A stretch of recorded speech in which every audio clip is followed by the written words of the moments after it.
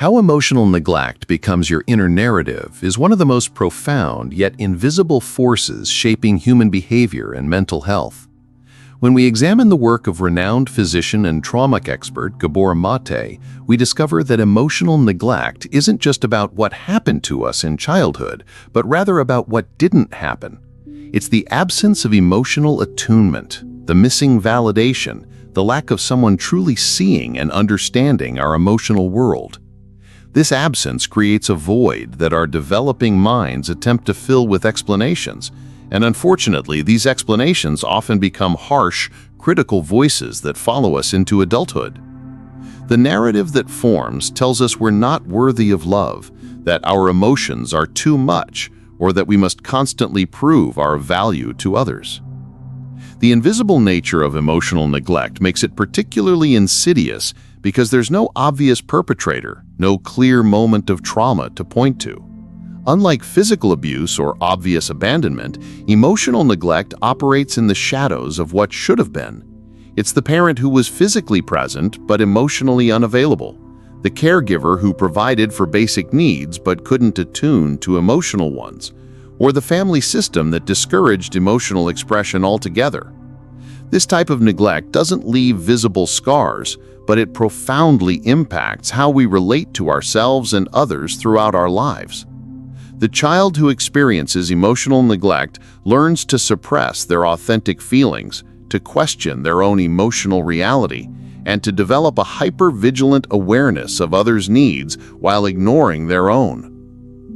Understanding how this neglect transforms into an inner narrative requires us to examine the developing brain's remarkable ability to make sense of its environment. When a child's emotional needs are consistently unmet or dismissed, their young mind doesn't conclude that the caregivers are limited or struggling. Instead, the child's brain, in its attempt to maintain attachment and survival, creates a story that preserves the relationship with the caregiver at the expense of the child's own sense of self. This story typically involves the child taking responsibility for the emotional distance, concluding that they are somehow flawed, too needy, or inherently unlovable. These conclusions become the foundation of what Maté refers to as our core beliefs about ourselves and the world. The formation of this inner narrative happens gradually through countless micro-moments of emotional disconnection. Each time a child's emotional expression is met with indifference, criticism, or dismissal, another layer is added to the story they're creating about themselves. The child who cries and is told to stop being so sensitive begins to believe they are too emotional. The child who expresses fear and is told there's nothing to be afraid of learns to distrust their own emotional responses. The child who seeks comfort and is met with impatience or unavailability concludes that their needs are burdensome. These seemingly small moments accumulate over time, creating a comprehensive narrative about the child's worth and place in the world. What makes this process particularly tragic is that children are naturally wired for connection and emotional attunement. They come into the world with an innate capacity for joy, curiosity, and authentic self-expression. However, when these natural impulses are repeatedly met with disconnection or rejection, the child learns to adapt by suppressing their true self and developing a false self that they believe will be more acceptable to others. This false self becomes the foundation of their identity, while their authentic self retreats deeper and deeper into hiding. The inner narrative that emerges from this process is one of unworthiness, shame, and the constant need to earn love and acceptance through performance and people-pleasing. The physiological impact of emotional neglect cannot be understated, as Maté's work consistently demonstrates the profound connection between emotional wounds and physical health. When a child's emotional needs are consistently unmet, their nervous system becomes dysregulated, existing in a chronic state of vigilance and stress. This dysregulation affects not only emotional development, but also physical health, immune function, and the ability to form secure relationships later in life. The body literally keeps score of these early experiences, storing the trauma of emotional neglect in ways that can manifest as chronic illness, autoimmune disorders, and various physical symptoms that seem to have no clear medical cause. The inner narrative that develops from emotional neglect often includes a deep-seated belief that emotions are dangerous or unwelcome. This belief leads to a pattern of emotional suppression that can persist well into adulthood. The person learns to automatically shut down or dismiss their emotional responses, viewing them as weaknesses or inconveniences rather than valuable sources of information about their inner world. This emotional numbing can provide temporary relief from pain, but ultimately disconnects the person from their authentic self and their ability to form meaningful relationships. The narrative becomes one of emotional self-reliance taken to an extreme, where asking for help or expressing vulnerability feels impossible or shameful. One of the most challenging aspects of emotional neglect is that it often occurs in families that appear functional on the surface. There may be no obvious signs of dysfunction, abuse, or trauma, yet the emotional atmosphere lacks warmth, attunement, and genuine connection.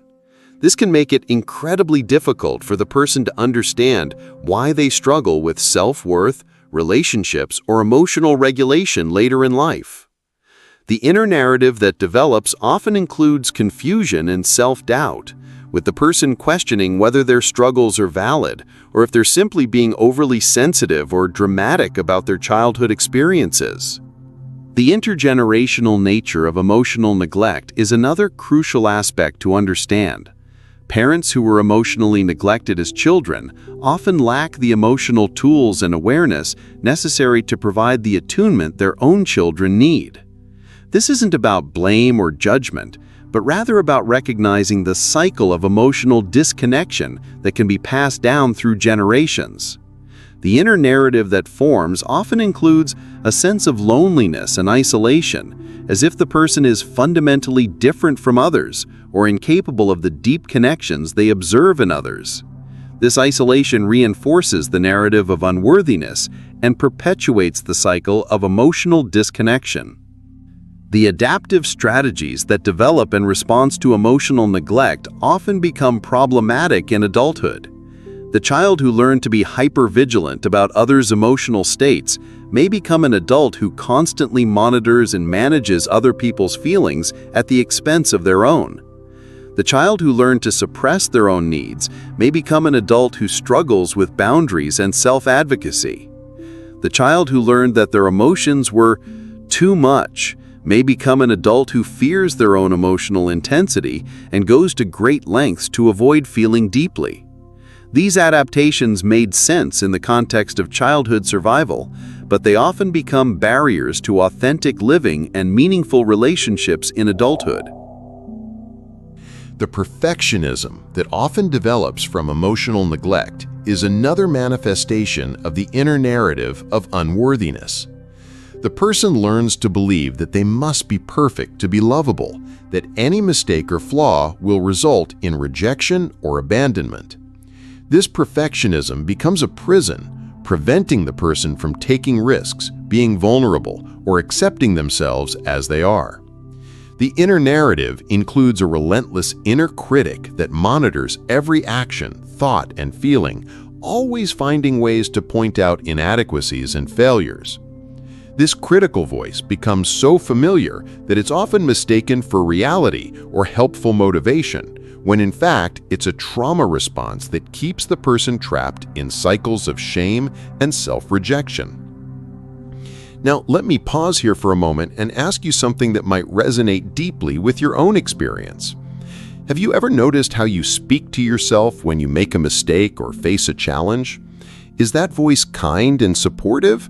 Or does it sound more like a harsh critic that never seems satisfied with your efforts? I'm curious about your own inner dialogue and how it might reflect some of these patterns we've been exploring. If you've recognized yourself in any of these descriptions, I want to thank you for taking the time to watch this video and for having the courage to look at these often painful but incredibly important aspects of human experience. Your willingness to engage with this material is already a step toward healing and understanding. The relationship between emotional neglect and the inner narrative becomes even more complex when we consider how it affects our ability to trust our own perceptions and feelings. When a child's emotional reality is consistently invalidated or dismissed, they learn to doubt their own experience and to look outside themselves for validation of what they're feeling. This creates an inner narrative that places external approval above internal knowing, leading to a lifetime of seeking validation from others while simultaneously feeling like an imposter or fraud.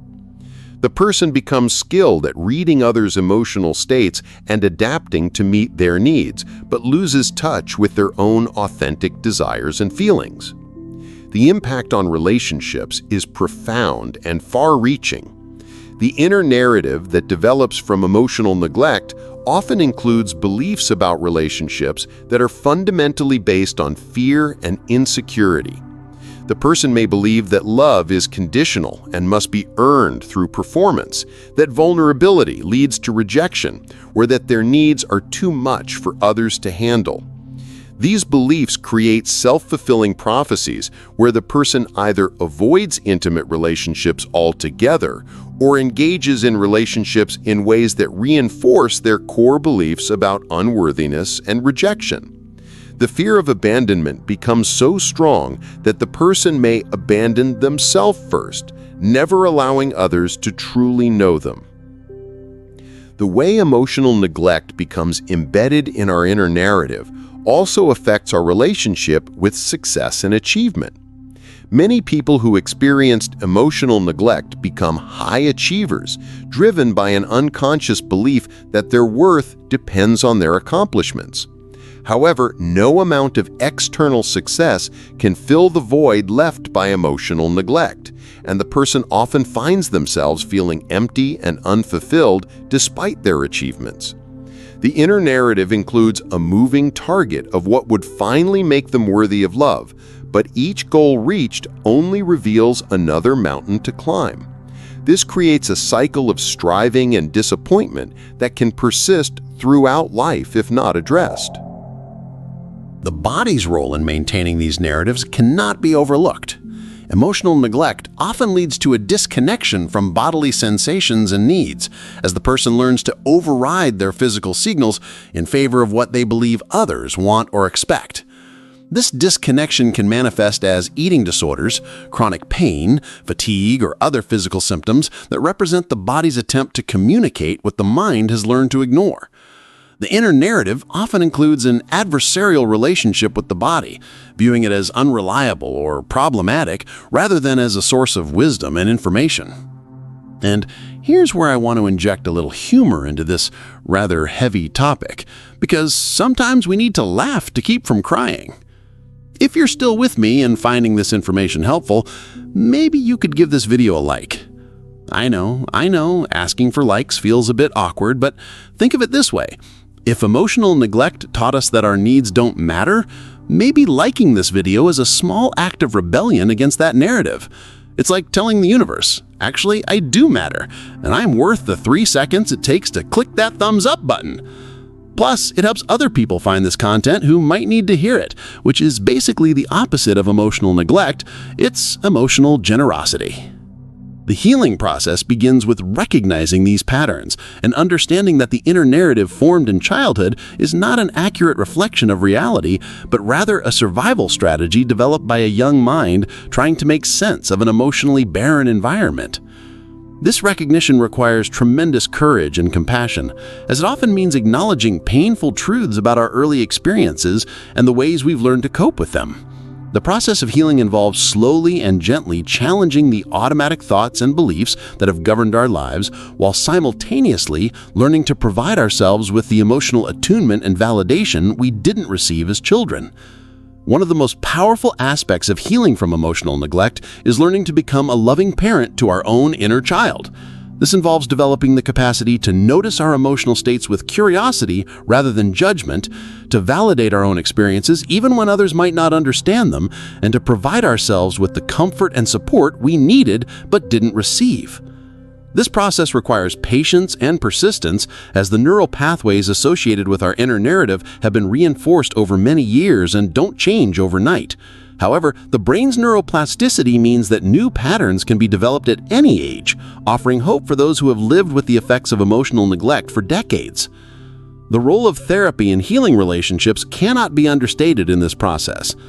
Often, the corrective experience of being truly seen and understood by another person can begin to heal the wounds of emotional neglect. In a therapeutic relationship, the person has the opportunity to experience what it feels like to have their emotions validated, their experiences understood, and their worth acknowledged independent of their performance or behavior. This experience can slowly begin to shift the inner narrative from one of unworthiness to one of inherent value and lovability. The key is finding relationships and therapeutic approaches that prioritize emotional safety and authentic connection over quick fixes or behavioral changes.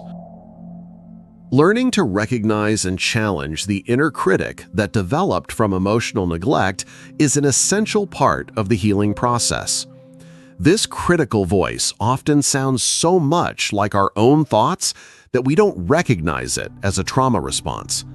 Learning to identify this voice and understand its origins can be tremendously liberating. Instead of automatically accepting its harsh judgments, we can begin to question where these thoughts came from and whether they're actually serving us in our current life.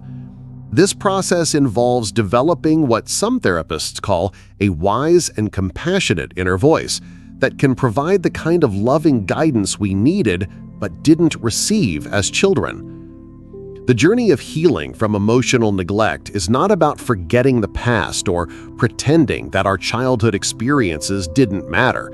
Rather, it's about understanding how these experiences shaped us and making conscious choices about how we want to live moving forward. This involves grief work, as we must mourn the childhood we didn't have and the parents we needed but didn't receive. This grief is natural and necessary, and allowing ourselves to feel it fully is an important part of the healing process. It's through this grief that we can begin to free ourselves from the prison of the inner narrative that has kept us stuck in patterns of self-rejection and emotional disconnection. The development of self-compassion is perhaps the most crucial element in healing from emotional neglect. Self-compassion involves treating ourselves with the same kindness and understanding we would offer a good friend, especially during difficult times.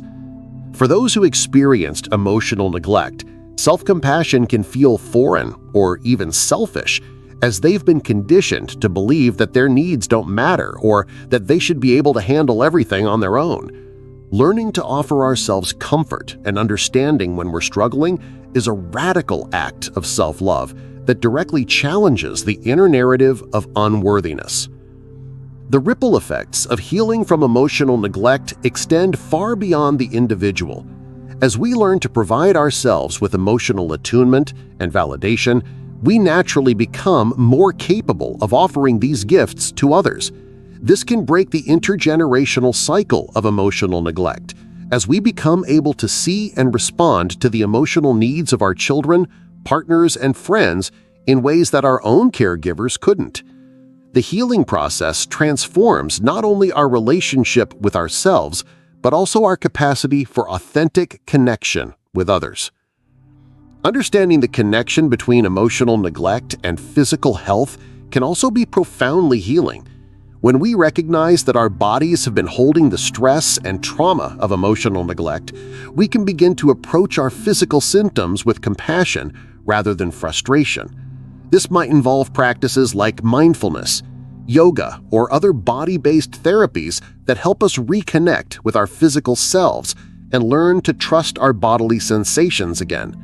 The body often holds wisdom about what we need for healing, and learning to listen to its messages can be an important part of recovery.